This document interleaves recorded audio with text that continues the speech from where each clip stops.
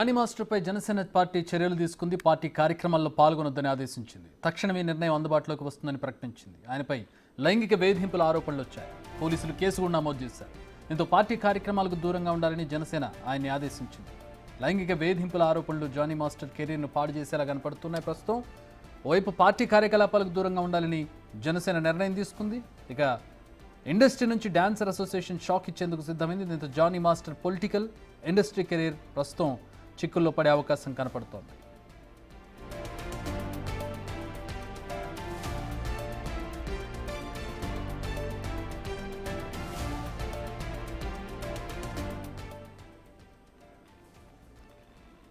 Dancers association Johnny మాస్టర్కు వ్యతిరేకంగా ఒక్కటవుతున్నారు. ఆయన రాజీనామా చేయాలని కోరుతున్నారు. మెజారిటీ సభ్యులు జానీపై వచ్చిన లైంగిక వేధింపులపై డిసిప్లిన్ కమిటీ ఇంటర్నల్గా ఎంక్వైరీ చేస్తోంది. ఈ నేపథ్యంలోనే అసోసియేషన్కు రాజీనామా చేయాలని జానీని కోరుతోంది అసోసియేషన్. ఒకవేళ జానీ రాజీనామా చేయకుంటే ఆయన సభ్యత్వం రద్దు చేయాలని కూడా మెజారిటీ సభ్యులు కోరుతున్నారు. సభ్యత్వం రద్దయితే జానీ మాస్టర్ కెరీర్కు ప్రమాదం అంటున్నారు సన్నిహితులు.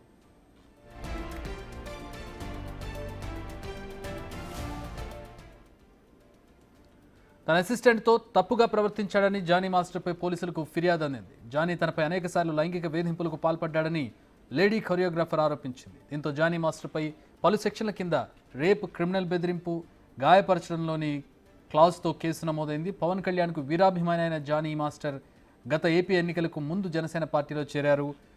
ఆ పార్టీలో తరపున పలు చోట్ల ప్రచారం కూడా చేశారు.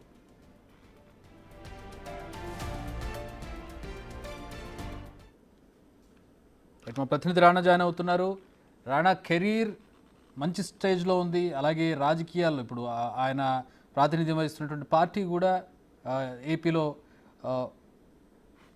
ఏపీలో ప్రస్తుతం అధికారంలో ఉన్నటువంటి పరిస్థితి జనసేన కూటమి. సో ఏంటి జానీ మాస్టర్ రాజకీయంగా ఎట్లాంటి ఇబ్బందులు ఎదుర్కోబోతూ ఉన్నారు, కెరీర్ పరంగా ఎట్లాంటి ఇబ్బందులు టాప్ హీరోస్ అందరికీ కూడా ఆయనే కొరియోగ్రాఫ్ చేస్తూ ఉంటారు రాణా. సో ఇప్పుడు ఏంటి పరిస్థితి నెక్స్ట్?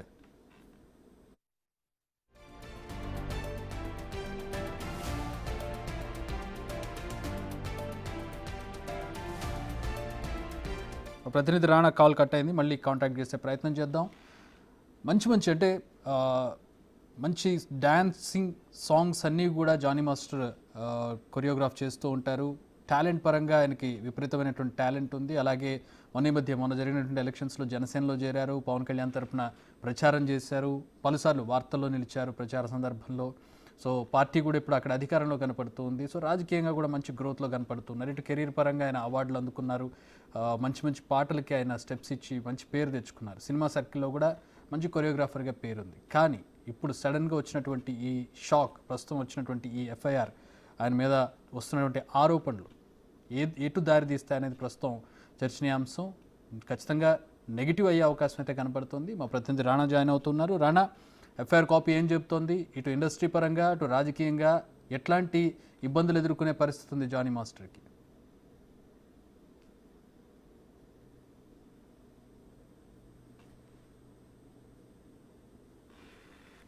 చేయాలంటూ కూడా కొరియోగ్రాఫర్స్ అసోసియేషన్ ఇవాళ అత్యవసర సమావేశాన్ని ఏర్పాటు చేస్తుంది. అయితే ప్రెసిడెంట్ గానే ఆయన ఆరోపణలు ఎదుర్కొంటాడు కాబట్టి జనరల్ సెక్రటరీ అందుబాటులో లేదు. రేపు అందరూ కూడా అత్యవసర సమావేశం నిర్ణయించుకుని జానీ మాస్టర్ విషయంలో ఖచ్చితంగా కూడా ఒక నిర్ణయం తీసుకోవాలనే ఉద్దేశంతో కూడా వారు ఒక నిర్ణయానికి వచ్చినట్టుగా మనకు సమాచారం అవుతుంది. అయితే ఇది ఇండస్ట్రీకి సంబంధించిన ఒక వర్షను. తర్వాత పొలిటికల్ గా అయితే పెద్ద డ్యామేజ్ అని చెప్పుకోవచ్చు. ఎందుకంటే చాలా ఆశలు పెట్టుకున్నాడు పొలిటికల్ గా. ఎందుకంటే నెల్లూరు నియోజకవర్గం నుంచి కూడా గతంలో జనసేన పార్టీ నుంచి కూడా పోటీ చేయాలనుకున్నారు. చివరి నిమిషంలో అతను పార్టీలోకి వచ్చాడు. స్టార్ కంపెనర్ గా కూడా పనిచేశాడు. అయితే పొత్తు ధర్మంలో భాగంగా ఆ సీటు టీడీపీకి వెళ్ళింది. టీడీపీకి వెళ్ళిన తర్వాత ఆయన ప్రచార కార్యక్రమాలు చేశాడు. ఇటు విజయవాడ కానీ, ప్రకాశం జిల్లా కానీ, ముఖ్యంగా రాయలసీమ ప్రాంతాల్లో కూడా తను బాగా తిరిగాడు. తర్వాత నెల్లూరులో ఈ ముస్లిం ఓట్లను కూడా ఆకర్షించడంలో కూడా అతను జనసేన పార్టీ వేయించడంలో కూడా ప్రముఖ పాత్ర వహించినటువంటి పరిస్థితి కనపడుతుంది. సో అన్ని ఆశలు పెట్టుకున్నాడు ఖచ్చితంగా సీట్ వస్తుందని. కానీ సడన్ గా ఇప్పుడు అది లేకపోయినా కూడా తర్వాత ఏదైతే దానికి సంబంధించినటువంటి విషయంలో మిగతాకి సంబంధించినటువంటి విషయంలో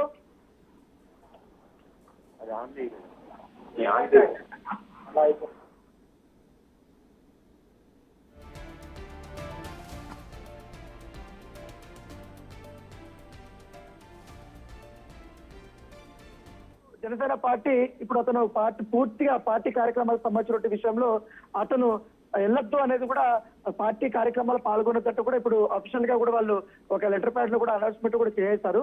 సో దానికి సంబంధించిన విషయంలో కానీ మాత్రం ఇప్పుడు ఇంకా ఆయన పొలిటికల్ కెరీర్ ఆల్మోస్ట్ క్లోజ్ అయిపోయినట్టే కానీ చెప్తున్నారు. కానీ కొంతమంది మాత్రం ఇంకా అతను కేవలం ఆరోపణలు మాత్రమే ఎదుర్కొంటున్నాడు కాబట్టి మిగతా విషయాలు, ఎందుకంటే ఇంకా ఎంక్వైరీ ఉంది, ఎంక్వైరీ అయిన తర్వాత అతను నిందితుడిగా చేరిన తర్వాత పార్టీ నుంచి పూర్తి స్థాయిలో సస్పెండ్ చేస్తామనేది కూడా ఒక పొగట. కాకపోతే ఇప్పటి వరకు ఎటువంటి సస్పెండ్ కార్యక్రమాలు అయితే చేయనటువంటి పరిస్థితి అయితే కనపడుతుంది.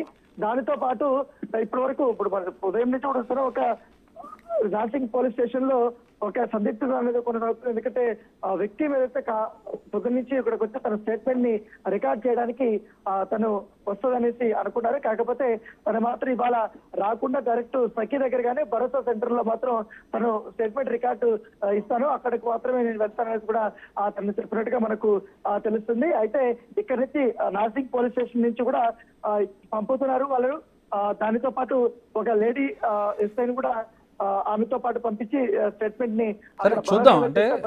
అంటే ఇప్పుడు అలిగేషన్స్ చేయడం ఒకటి, దానికి సంబంధించిన ప్రూఫ్స్ ఇవ్వడం, ఆ ప్రూఫ్స్ సాలిడ్ గా ఉండడం అనేది రెండోది. అలిగేషన్స్ కారణాలు చాలా ఉండొచ్చు.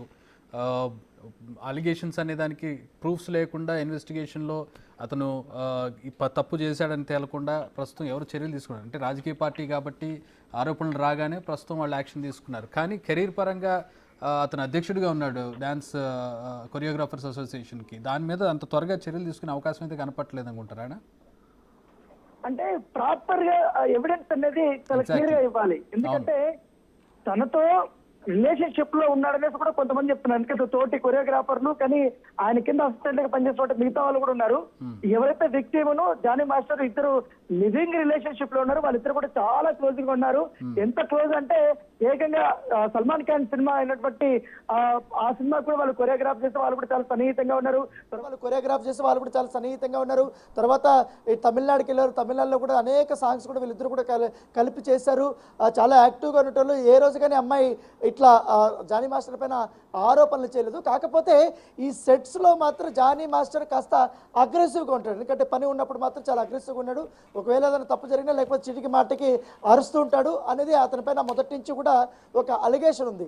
సో అది ఎక్కువగా అరవడము, పైగా వీళ్ళిద్దరికి రిలేషన్షిప్ ఉండడము, పైగా ఆ విక్టిమ్ ఏదైతుందో స్వతహాగా కూడా వేరే సినిమాల్లో కూడా ఇప్పుడిప్పుడే ఒక్కొక్క సాంగ్ చేసుకుంటూ వస్తుంది. ఏకంగా పుష్పలో కూడా ఒక సాంగ్ చేసింది.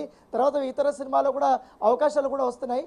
అయితే ఈ అవకాశాల విషయంలో ఒక హీరోకి సంబంధించిన విషయంలో ఇటు జానీ మాస్టర్కి ఇటు విక్టిమ్కి ఇద్దరికి కూడా ఒక ప్రొడ్యూసర్ కానీ డైరెక్టర్ కానీ అవకాశం ఇచ్చారు. కాకపోతే దాంట్లో తర్వాత కొన్ని కారణాల వల్ల ఆ అవకాశాన్ని జానీ మాస్టర్కే పూర్తి స్థాయిలో చిత్ర యూనిట్ ఇచ్చింది. తర్వాత ఆ విక్టిమ్కి ఇవ్వలేదు. ఆ విషయంలో కూడా వీళ్ళిద్దరికీ కొట్లాట జరిగినట్టుగా తెలిసింది. అయితే వీళ్ళిద్దరూ విడిపోయిన తర్వాత ఇట్లా మనస్పర్ధలు వస్తున్నాయి. పైగా పూర్తిగా ఫుల్ స్టాప్ పెట్టాలనేది కూడా కొంతమంది సినీ పెద్దలు ప్రయత్నించినట్టుగా మనకు సమాచారం అవుతుంది. అయితే పుష్ప సినిమా షూటింగ్ అప్పుడు ఒక సాంగ్ షూటింగ్ అప్పుడు కూడా ఒక ప్రముఖ డైరెక్టరు ఇద్దరిని కూర్చోబెట్టి వారి మధ్య జరిగినటువంటి అంశాలపైన కూడా మాట్లాడి వాళ్ళిద్దరిని కూడా సముదాయించి ఇక మీదట ఒకరిపై ఒకరు ఆరోపణలు చేసుకుంటే ఒకరు ఎవరి జీవితాలు వారు చూసుకుని కూడా సెటిల్మెంట్ చేసినట్టుగా మనకు సమాచారం ఉంది. తర్వాత వీళ్ళిద్దరు కూడా చాలా దూరంగా ఉన్నారు. అయితే ఈ విక్టిమ్ చెప్తున్నది ఏంటంటే, నేను దూరంగా ఉండినా కూడా, నేను వేరే సినిమాల్లో షూటింగ్లో ఉన్నా కూడా అక్కడికి తన మనుషులు పంపించి తనని పెళ్లి చేసుకోకపోతే నీకు సినిమా కెరీర్ని నాశనం చేస్తాను అని బెదిరిస్తున్నట్టు, పైగా ఒక పార్సల్ ఇంటి డోర్ ముందు పెట్టినట్టు, ఆ పార్సల్లో welcome to son be careful అనే ఒక మెసేజ్ పెట్టినట్టు, దాన్ని చూసి నాకు భయం వేసింది అనేది కూడా తను చెప్తుంది. చాలా వరకు క్యారవాన్లోకి వెళ్ళినప్పుడు నన్ను లైంగిక వేధించాడు, తర్వాత ముంబైలో కానీ చెన్నైలో కానీ అనేక సార్లు నా పైన అత్యాచార యత్నం చేశాడనేది కూడా అలిగేషన్స్ చేసింది. సో అవన్నీ కూడా ప్రూవ్ అవ్వాల్సింది. తనకు సంబంధించిన బట్టి ఎవిడెన్స్ అనేది మస్ట్ అండ్ షూట్గా సమర్పించాల్సి ఉంటుంది. ఎందుకంటే ఇదే పోలీస్ స్టేషన్లో అప్పుడు రాజధాని పైన లావణ్య ఇలాంటి అలిగేషన్ చేసినప్పుడు ఎగ్జాక్ట్గా వీళ్ళు నీ దగ్గర ఉన్నటువంటి ఆధారాలు ఏంటనేది కూడా వాళ్ళు పోలీసులు అడిగారు. తన దగ్గర ఉన్నటువంటి ఆధారాలను కూడా సమర్పించిన తర్వాత మాత్రమే కేసు నమోదు చేసి తర్వాత ఇన్వెస్టిగేషన్ చేసినటువంటి అంతే కదా. ఇప్పుడు ఏదైనా ఎవిడెన్స్ బేస్డ్ గానే ఇంట్రాగేషన్ జరుగుతూ ఉంటుంది. వాళ్ళు ఏ చర్యలు తీసుకోవాలన్నా ఎవిడెన్స్ కావాలి. ఎందుకంటే సున్నితమైనటువంటి అంశాలు, ఒకళ్ళ మీద ఒకళ్ళ కోపం వచ్చి కూడా కంప్లైంట్లు ఇవ్వచ్చు. ఇప్పుడు మనం కూడా చాలా చాలా కాల్స్ చూసాం. ఇప్పుడు